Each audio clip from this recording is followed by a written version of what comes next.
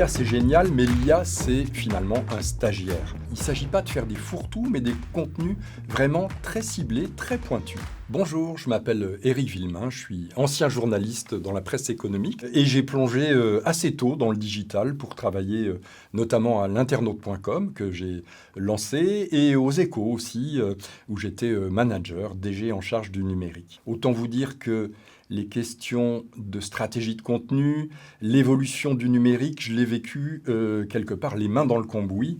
Et cette formation, finalement, c'est quelque chose comme ça, les mains dans le cambouis.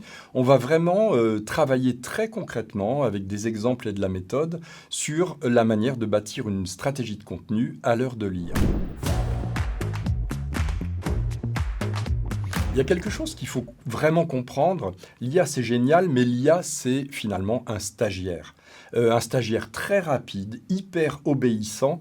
Mais ce stagiaire-là, il n'a pas votre culture d'entreprise. Il ne connaît pas vos valeurs, il ne connaît pas vos produits. Sinon, il y a des risques de produire du contenu inintéressant, peu utile, à la chaîne, standard, comme tout le monde va pouvoir le faire. Pour moi, il y a un principe simple et finalement immuable, c'est humain, IA, humain.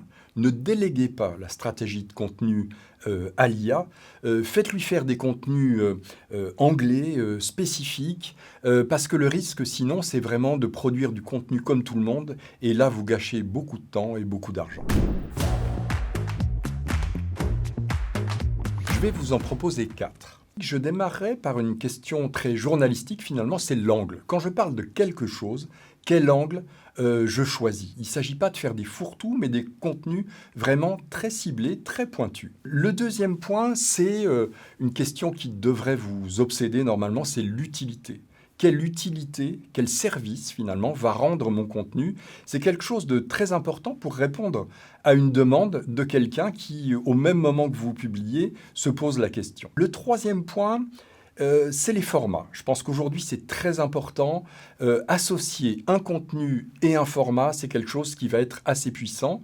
Ça peut être du podcast, ça peut être du tutoriel, de la vidéo verticale, etc. Mais un contenu, un format, c'est quelque chose de très important.